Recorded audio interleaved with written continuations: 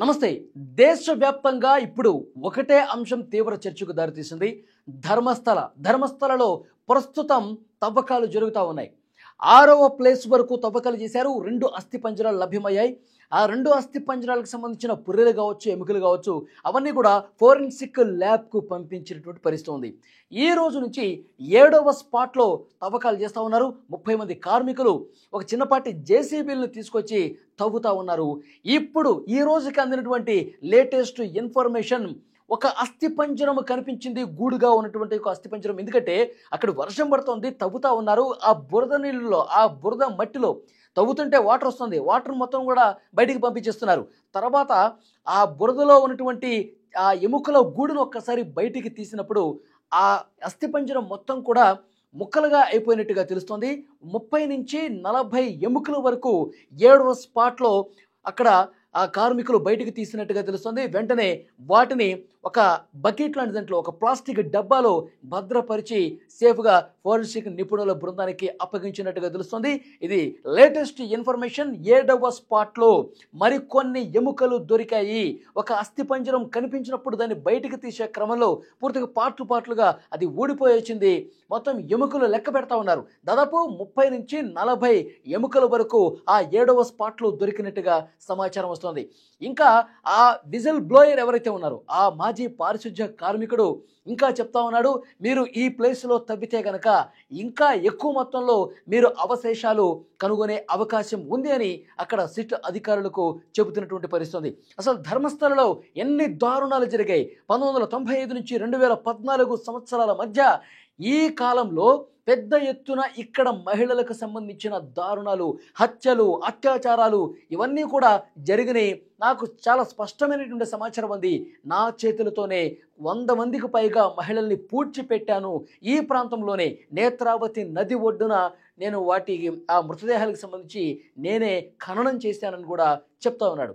ఇప్పుడు సిట్ అధికారులు సీరియస్గా ఇన్వెస్టిగేట్ చేస్తూ ఉన్నారు. 7వ స్పాట్ దగ్గరికి వెళ్ళ పరుస్తుంది. అయితే నెక్స్ట్ 8వ స్పాటు, 9వ స్పాటు, 10వ స్పాటు, 11వ స్పాటు, 12వ స్పాటు, మొత్తం కూడా ఈ 9 స్పాట్ల వరకు కూడా నేత్రావతి నది ఒడ్డున వరకు ఉంటాయి. ఆ తర్వాత 10, 11, 12, 13 ఇవన్నీ కూడా నేత్రావతి నదికి కొంచెం దూరంగా ఒక హైవే ఉంది. ఆ హైవేకి అటువైపున, హైవేకి అత్యంత సమీపంగా ఈ స్పాట్లలో అక్కడ ఈ మృతదేహాలని ఖననం చేశానని చెప్తున్నాడు. ఆ మార్కింగ్స్ కూడా పెట్టారు. మొత్తం 13 స్పాట్స్ పెట్టారు, గుర్తించారు. అక్కడ అతను ఏదైతే సమాచారం ఇచ్చాడో, ఎక్కడ పాతి పెట్టానని చెప్పి గుర్తు తెచ్చుకున్నాడో అక్కడ మార్కింగ్ చేసి అక్కడ తవ్వటానికి సిద్ధంగా ఉన్నారు. 7వ స్పాట్లో కూడా అస్థిపంజరం కనిపించింది. దాదాపు 30 నుంచి 40 ఎముకలు లభ్యమైనట్టుగా తెలుస్తోంది. ఇక్కడ ఒక క్లియర్ కట్ ఇన్ఫర్మేషన్ మాట్లాడుకోవాల్సిన అవసరం ఉంది. ఎందుకంటే ధర్మస్థలం ఎప్పుడైతే వార్తల్లో నిలిచిందో, అతను ఎప్పుడైతే పోలీసులకి సమాచారం ఇచ్చాడో దేశం మొత్తం కూడా దీని గురించి చర్చించుకున్న పరిస్థితుంది. ఎందుకంటే అదొక పుణ్యక్షేత్రం. ఇక్కడ పుణ్యక్షేత్రం మోటన ఇన్ని దుర్మార్గాలు జరిగాయా అని అందరూ ఆశ్చర్యపోతున్న పరిస్థితుంది. ఈ వార్త బయటకు వచ్చిన తర్వాత నాగరిక అనే ఒక ట్రస్టు ఆర్టీఐ ద్వారా సమాచారం తెప్పించుకునే ప్రయత్నం చేసింది. అసలు ఏం జరిగింది? 1995 నుంచి 2014 వరకు ఈ వ్యక్తి చెప్తా ఉన్నాడు, కొన్ని వందల మంది మహిళల్ని, అమ్మాయిల్ని చెరబట్టారు, లైంగిక దాడి చేశారు, హింస చేశారు, అందరినీ చంపేసి పడేశారని చెప్పి అతను చెప్తా ఉన్నాడు. అసలు వాస్తవం ఏంటి? ఆయా పోలీస్ స్టేషన్స్ల పరిధిలో ధర్మస్థల కావచ్చు, తర్వాత బెల్తంగడి కావచ్చు, తర్వాత అక్కడ అజమూరు గ్రామం కావచ్చు, ఉజిరే గ్రామం కావచ్చు, అక్కడ స్థానిక గ్రామాల్లో ఏంటి సిచ్యువేషన్, అక్కడ స్థానిక పోలీస్ స్టేషన్స్ల పరిధిలో ఎలాంటి కేసులు నమోదయ్యాయి, ఇవన్నీ కూడా వివరాలు తెలియజేయండి అని నాగరిక సంస్థ అడిగినప్పుడు చాలా క్లియర్గా ఆర్టీఐ నుంచి ఇన్ఫర్మేషన్ వచ్చింది. మొత్తం 452 మిస్సింగ్ కేసులు నమోదయ్యాయి. 2001 నుంచి వాళ్ళు సమాచారం ఇచ్చారు. 2001 నుంచి 2011 వరకు 452 అసహజ మరణాలుగా అందులో వారు ధృవీకరించిన పరిస్థితుంది. ఆయా పోలీస్ స్టేషన్ల పరిధిలో నమోదయ్యాయి. కొంతమందికి సంబంధించిన మృతదేహాలు లభ్యమయ్యాయి. చాలా దారుణంగా అత్యాచారం చేసి హత్య చేసినటువంటి మృతదేహాలు అక్కడ ఉన్నాయి. దాంతోపాటు అసలు మిస్ అయిపోయినాయి. ఆ మృతదేహాలకు సంబంధించి అసలు ఇన్ఫర్మేషన్ లేదు. అసలు చచ్చారా, బతికారా, అసలు చంపి ఎక్కడున్నా పడేశారా, ఏ ఇన్ఫర్మేషన్ లేదు. ఇప్పటికీ కూడా మిస్సింగ్ కేసులు నమోదైనవి చాలా ఉన్నాయి. కొన్ని అసహజ మరణాలుగా ఉన్నాయి. వీటన్నిటికి సంబంధించి ఇన్ఫర్మేషన్ ఉంది, వాటి డేట్లతో సహా.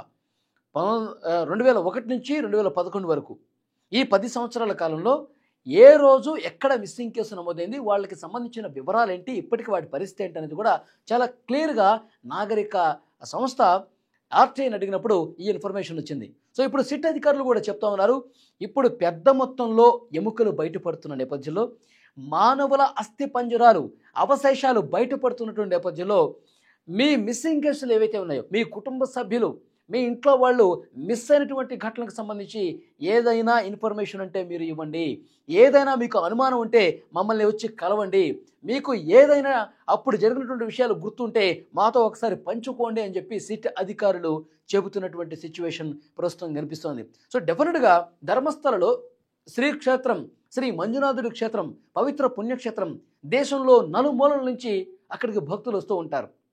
అక్కడ భక్తులు నేత్రావతి నదిలో పుణ్యస్నానం చేసి ఆ శ్రీ మంజునాథుడిని దర్శించుకొని పూజలు చేసుకుని, ఎందుకంటే అక్కడ వారణాసిలో, కాశీలో ఎంతటి గొప్ప పేరు ప్రఖ్యాతులు ఉందో మనకు తెలుసు. సో అలాంటి పవిత్రతే ఇక్కడ నేత్రావతి నది ఒడ్డున శ్రీ మంజునాథ స్వామి టెంపుల్కి ఉందని చెప్పి చాలామంది భావిస్తారు.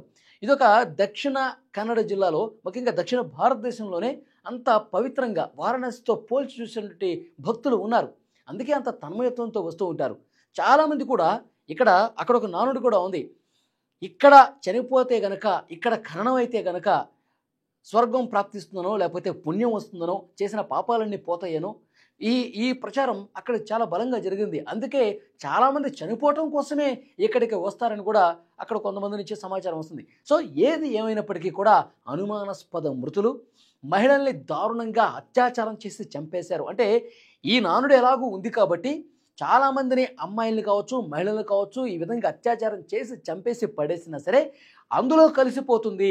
ఎందుకంటే ఇక్కడ సహజంగా మరణాలు జరుగుతూ ఉంటాయి కాబట్టి, ఇక్కడ దైవభక్తితో ఇక్కడికి వచ్చి తనువు చాలించే వాళ్ళ సంఖ్య కూడా ఉంటుంది కాబట్టి అందులో ఇవి కలిపేద్దాం అన్న ఆలోచనతో ఎవరైనా ఇక్కడ ఉన్నటువంటి పెద్దలు, ఈ మంజునాథ క్షేత్రం ఇక్కడ ఈ బాధ్యతలు చూసినటువంటి అధికారులు కావచ్చు, ఎవరైనా సరే ఇది ఎవరైనా చేసి ఉంటారని చెప్పేసి అనుకుంటున్నారో వాళ్ళు ఇదే భావనతో, ఎలాగో ఇక్కడ అలాంటి మరణాలు ఉంటాయి కాబట్టి వాటితో పాటు కలిసిపోతుంది, మన మీదకి ఏమీ రాదు అన్న భావంతో ఎన్ని దారుణాలు చేశారా అని చాలామంది ఇప్పుడు అనుమానిస్తున్న పరిస్థితుంది. సో సిట్ అధికారులు చాలా స్పష్టంగా చెప్తా ఉన్నారు, ఈ కేసును లైట్గా తీసుకునే పరిస్థితి లేదు. మొదటి 5 స్థానాల్లో తవ్వకాలు జరిపినప్పుడు ఏమీ లేనప్పుడు మేము కూడా ఎక్కడ నిరుత్సాహపడలేదు. ఎవరైతే కంప్లైంట్ చేసినటువంటి వ్యక్తి ఉన్నారో అతని మీద కూడా మేమేమీ అనుమానం వ్యక్తం చేయలేదు. అతను బలంగా చెప్తున్నాడు, అతను మేము నమ్మాము, అందుకే 6వ స్థానంలో కూడా మేము తవ్వకాలు చేశాము, 2 అస్థి పంజరాలు దొరికాయి. ఇవాళ 7వ స్థానంలో తవ్వినప్పుడు కూడా అస్థి పంజరాలు కొన్ని బయటపడ్డాయి. వాటిని లెక్క వేసి ఫోరెన్సిక్ ల్యాబ్కు పంపించే ప్రయత్నం చేస్తున్నాం. ఇక నేత్రావతి నది ఒడ్డునటువంటి 7, 8, 9 ఈ స్థానాల్లో కూడా డెఫినెట్గా ఈరోజు రేపట్లో తవ్వకాలు చేస్తాం. 13వ స్థానం వరకు ఎక్కడైతే మేము మార్కింగ్ చేశామో ఆ 13వ స్థానం వరకు ఎట్టి పరిస్థితుల్లో ఈ వారంలో మొత్తం కంప్లీట్ చేస్తాము. ఇంకా అవసరమైతే మరికొన్ని ప్లేసెస్లో కూడా తవ్వకాలు చేసి అవశేషాలు ఏమైనా దొరుకుతాయా లేదా, ఇప్పటి వరకు దొరికినటువంటి ఈ అవశేషాలను బట్టి చూస్తే ఇంకా పెద్ద మొత్తంలో అస్థి పంజరాలు, మానవుల అవశేషాలు, అవి మహిళలవా, అమ్మాయిలవా, లేదంటే మగవాళ్ళవి కూడా ఉంటాయా, ఇవన్నీ కూడా దొరికిన తర్వాత ల్యాబ్కి పంపించి అన్ని రకాల టెస్టులు చేసి వాస్తవాలు బయటికి చెప్తాం. ఇన్ని దుర్మార్గాలు నిజంగా ఎవరైతే చేశారో వాళ్ళని కఠినంగా శిక్షించి తీరుతామని సిట్ బృందం కూడా చాలా సీరియస్గా ఇన్వెస్టిగేషన్ చేస్తున్నటువంటి పరిస్థితి. అక్కడ వర్షం పడుతోంది, నిన్నటి వరకు వర్షం పడింది, వాటర్ వస్తూ ఉన్నాయి. ఆ తవ్వుతున్నటువంటి సమాధుల లోపలకు కూడా ఆ ప్రాంతంలో వర్షం వస్తుంది. మళ్ళీ మోటార్లతో ఆ వర్షపు నీటిని బయటకు పంపించేస్తూ ఉన్నారు. ఆ తర్వాత మళ్ళీ తవ్వుతూ ఉన్నారు. మళ్ళీ అవశేషాలు 6వ స్థానంలో బయటపడ్డ పరిస్థితి. ఇప్పుడు 7వ స్థానంలో కూడా కొన్ని అవశేషాలు దొరికాయి. ఆ తర్వాత 8వ స్థానానికి వెళ్తారు. ఈరోజు ఎట్టి పరిస్థితుల్లో 8, 9 కంప్లీట్ చేస్తామని చెప్తున్నారు. మరి ఇంకా ఎన్ని అస్థి పంజరాలు బయటపడతాయి, అవశేషాలు బయటపడతాయి అన్న ఒక ఉత్కంఠ దేశం మొత్తం మీద కనిపిస్తుంది. ఎవరైతే పారిశుద్ధ్య కార్మికుడు కంప్లైంట్ చేశాడో అతను చెప్పింది ముమ్మాటికి నిజం. ధర్మస్థలలో దారుణాలు చేసినటువంటి వ్యక్తులు ఎవరైతే ఉన్నారో వాళ్ళ బండారం మొత్తం కూడా బయట పెట్టాల్సినటువంటి అవసరం ఉంది అని చెప్పి చెప్తున్నటువంటి పరిస్థితి కనిపిస్తుంది. ఫ్రెండ్స్, మీకేమనిపిస్తుంది? 6వ స్పాట్లో అస్థి పంజరాలు దొరికాయి, అవశేషాలు దొరికాయి, ల్యాబ్కి పంపిస్తున్నారు. ఇప్పుడు 7వ స్పాట్లో కూడా అస్థి పంజరం దొరికింది, ఎముకల గూడు దొరికింది, 30 నుంచి 40 ఎముకలు బయటపడ్డాయి అని ఇన్ఫర్మేషన్ వస్తుంది. అంటే ఈ 13వ స్థానం వరకు తవ్వకాలు జరిపితే, మొత్తం తవ్వకాలన్నీ పూర్తయిపోతే ఇంకా ఎన్ని అస్థి పంజరాలు బయటపడతాయని చెప్పి మీరు అనుకుంటున్నారు? ఎందుకంటే 400 నుంచి 500 వరకు ఈ మిస్సింగ్ కేసులు ఉన్నాయి కాబట్టి వీళ్ళందరినీ ఇక్కడే పాతి పెట్టారని చెప్పి మీరు అనుకుంటున్నారా? ఆ పారిశుద్ధ్య కార్మికుడు చెప్తా ఉన్నాడు, నా చేతులతోనే 100 మందిని పూడ్చిపెట్టానని చెప్తా ఉన్నాడు. ఇవన్నీ ఇక్కడ తవ్వినప్పుడు దొరుకుతాయని మీరు అనుకుంటారా? కామెంట్ రూపంలో తప్పకుండా తెలియజేయండి.